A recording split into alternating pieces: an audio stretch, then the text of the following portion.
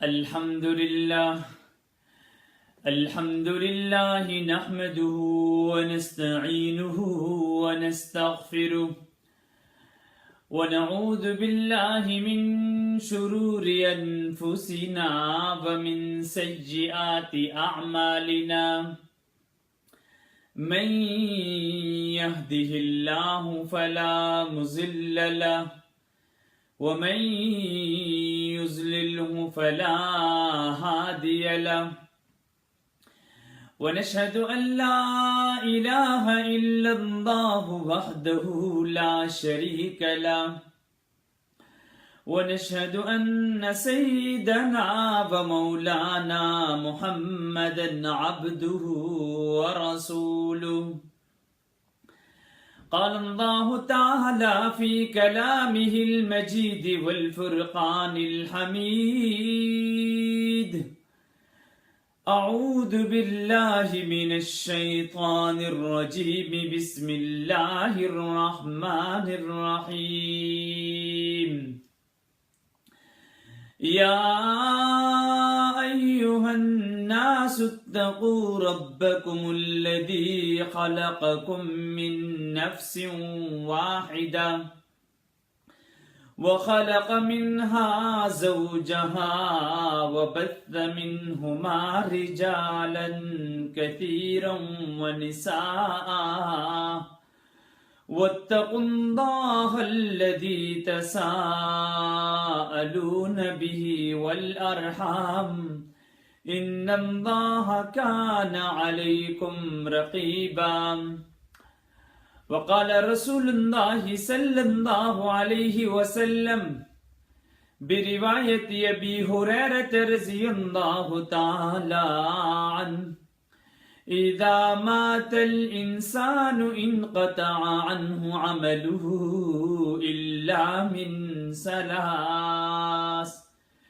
إلا من صدقة جارية أو علم ينتفع به أو ولد صالح يدعو له صدق الله وصدق رسوله النبي الكريم أما بعد آج یہاں ہانگ کانگ میں 29 روزے تقریباً مکمل ہو چکے ہیں اور یہاں ہانگ کانگ میں تقریباً کوئی لگ بھگ 11:30-12 کا وقت ہو رہا ہے اور انشاءاللہ تعالی یہاں ہانگ کانگ اور آس پاس کی قریبی ریاستوں کے اندر جو میرا یہ بیان درسقرآن.com کے ذریعے سے سن رہے ہیں، اپنے بیان کو شروع کرنے سے پہلے ان کے اطلاع کے لیے یہ بھی عرض ہے کہ ہانگ کانگ میں کل انشاءاللہ روزہ ہی ہوگا۔ یہاں کے علماء کمیٹی نے، بورڈ آف ٹرسٹیز نے، اور جو فیصلہ ہوا وہ یہی ہے کہ یہاں آس پاس کی ریاستوں میں کہیں پر بھی چاند نظر آنے کی اطلاع نہیں ملی، جس کی وجہ سے کل انشاءاللہ 30واں روزہ ہوگا اور پرسوں بدھ کو عید الفطر انشاءاللہ تعالی یہاں Malaysia, Taiwan, Thailand, Japan اور آس پاس کی ریاستوں کے اندر انشاءاللہ بدھ والے دن عید منائی جائے گی۔ اس تمہیدی اعلان کے بعد، اس تمہیدی بات کے بعد میں نے جو آیات آپ کے سامنے تلاوت کی ہے، یا ایھا الناس اتقوا ربکم الذی خلقکم من نفس واحدہ وخلق منها زوجها وبث منهما رجالا كثيرا ونساء، سوچا یہی ہے کہ چونکہ یہ آخری دن چل رہے ہیں اور پاکستان میں آج 28 روزے مکمل ہوئے ہیں، ہماری ناظرین کا ایک بہت بڑا طبقہ ظاہر ہے پاکستان سے تعلق رکھتا ہے، تو رمضان تقریباً آخری مراحل کی طرف گامزن ہے، اور جو سبق ہمیں روزے سے ملتا ہے وہ اور بہت سارے اسباق کے ساتھ ساتھ، بہت ساری باتوں کے ساتھ ساتھ، بہت ساری فکر کے ساتھ ساتھ ایک چیز تقوی کا بھی ملتا ہے، خوف کا ملتا ہے، اللہ سے ڈرنے کا ملتا ہے، اللہ کا ڈر اور خوف اپنے دلوں میں ڈالنے کا ملتا ہے، اور اس کا پس منظر خود قرآن نے بیان کر دیا یا ایھا الذین آمنوا کتب علیکم الصیام کما کتب علی الذین من قبلکم لعلکم تتقون. یہ جو روزے تم پر فرض کیے گئے ہیں، اس کا ریزن، اس کی لاجک، اس کا مقصد، اس کی غرض وہ یہی ہے کہ تاکہ تم تقوی اختیار کر سکو. اور تقوی کی تعریف میں کئی اقوال ہیں، اور تقوی کس چیز کا نام ہے؟ اس کا سب سے بلند درجہ جو ہے اور سب سے اہم ترین درجہ ہے وہ ہے اللہ کا ڈر اور خوف، وہ ہے آخرت کی فکر. جیسے میں نے آیات آپ کے سامنے تلاوت کی، یا ایھا الناس اتقوا ربکم الذی خلقکم من نفس واحدہ. غالباً سننے والوں نے یہ آیات کئی مرتبہ سنی بھی ہوگی. اور اس آیت کے اندر اللہ رب العزت جو پیغام دے رہے ہیں اس کے ترجمے کی طرف اگر آپ غور کریں تو اس کا ترجمہ کیا ہے؟ اے لوگو ڈرو اللہ تعالیٰ سے، اس رب سے جس رب نے تمہیں پیدا کیا.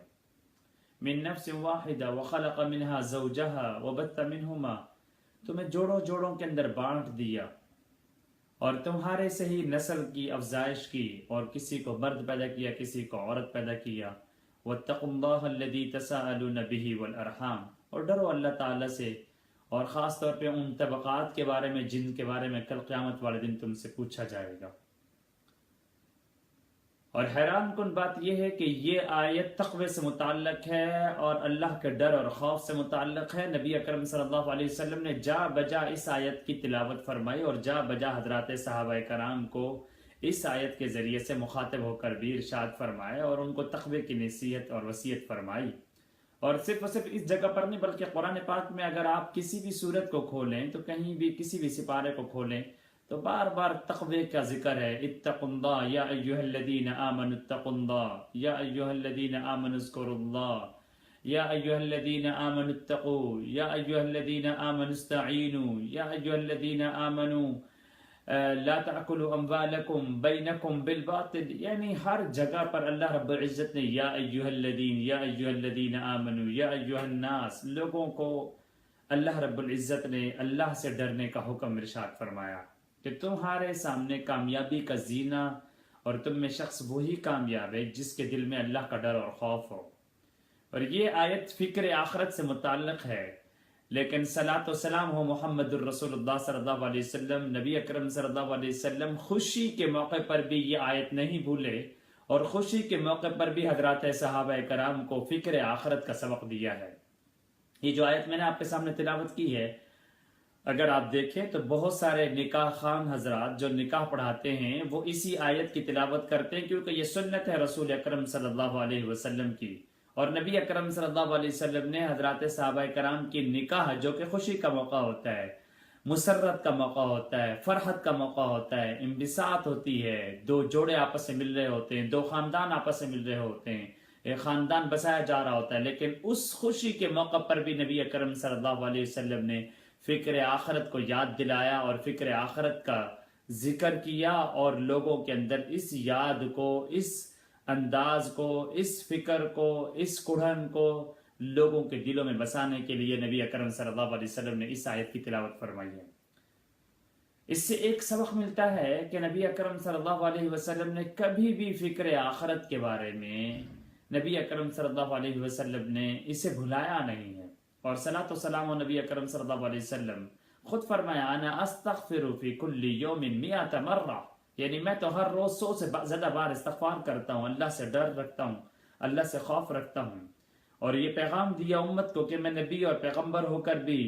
100 سے زیادہ بار، سینکڑوں بار، نبی اکرم صلی اللہ علیہ وسلم فرما رہے ہیں کہ میں پیغمبر اور رسول ہو کر بھی استغفار کرتا ہوں، اللہ سے ڈر اور خوف رکھتا ہوں.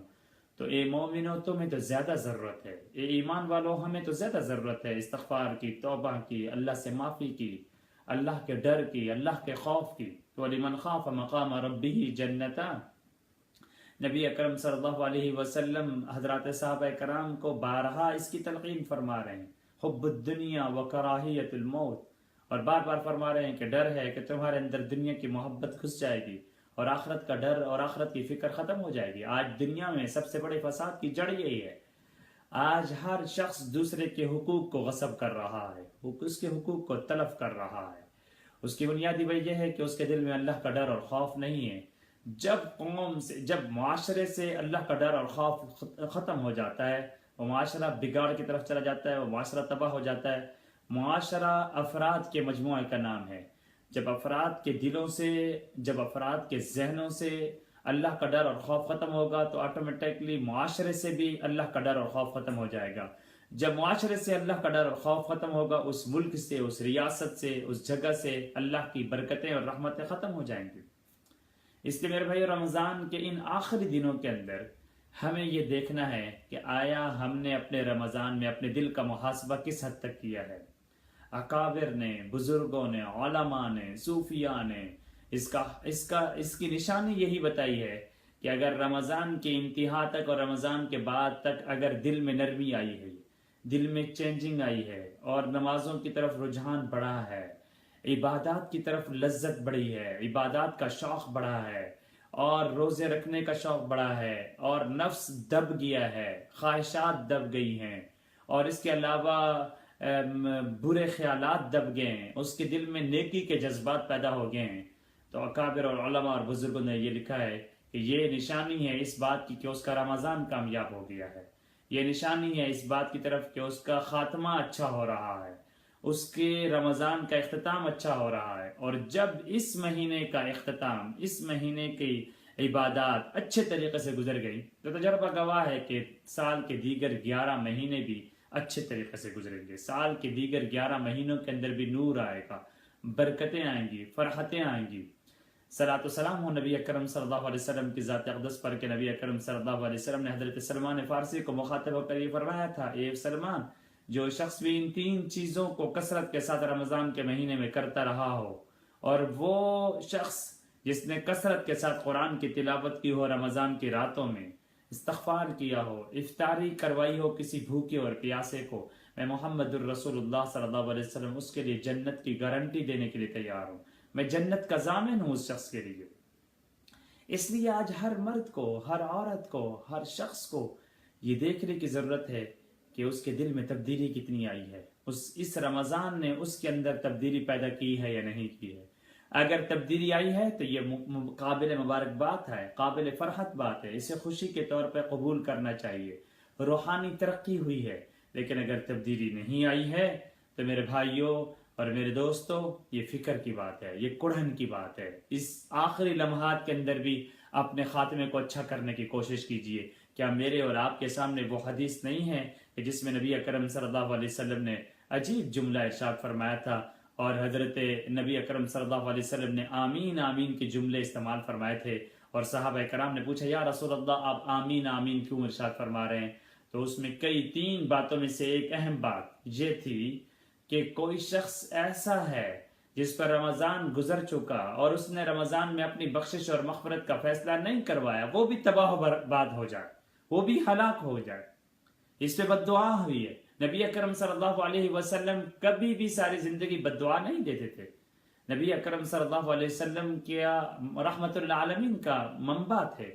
اور روایات میں آتا ہے کہ نبی اکرم صلی اللہ علیہ وسلم کا مزاج بھی نہیں تھا، نبی اکرم صلی اللہ علیہ وسلم کا ذوق نہیں تھا، نبی اکرم صلی اللہ علیہ وسلم کا یہ انداز بھی نہیں تھا۔ لیکن صرف 2-3 ایسے مواقع آئے ہیں نبی اکرم صلی اللہ علیہ وسلم کی زندگی میں کہ جس میں نبی اکرم صلی اللہ علیہ وسلم نے باقاعدہ طور پر ان کے خلاف دعا فرمائی، بد دعا فرمائی۔ ایک وہ موقع تھا جب شاہ حبشہ نے، جب ایک بادشاہ نے، جب ایک وقت کے بادشاہ نے یہ صورتحال اختیار کی تھی کہ نبی اکرم صلی اللہ علیہ وسلم کا جب خط گیا تھا اور وہ خط اس نے پھاڑ دیا تھا، اور نبی اکرم صلی اللہ علیہ وسلم کو یہ اطلاع ملی تھی کہ اس شخص نے خط کو پھاڑ دیا، جبکہ اس میں پیغام تھا اللہ کا اور رسول کا۔ نبی اکرم صلی اللہ علیہ وسلم نے بد دعا کے طرف فرمایا تھا کہ اللہ اس کی سلطنت کو پھاڑ دے گا، اللہ اس کی سلطنت کو ختم کر دے گا، اور ہوا یہی ہے۔ تاریخ نے دیکھا ہے، اس کی سلطنت تباہ و برباد ہو گئی تھی۔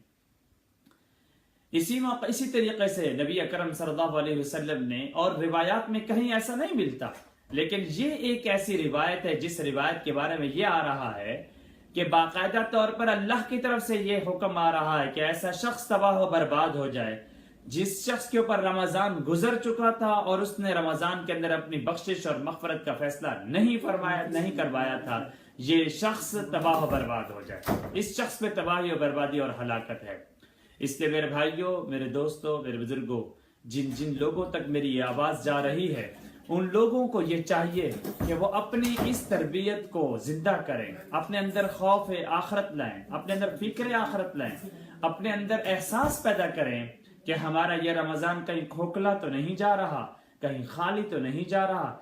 اور یہ ہر شخص کو اندازہ ہو جاتا ہے کہ اس نے اگر پراپر طریقے سے مکمل طریقے سے اپنی عبادت کو ادا کیا تھا،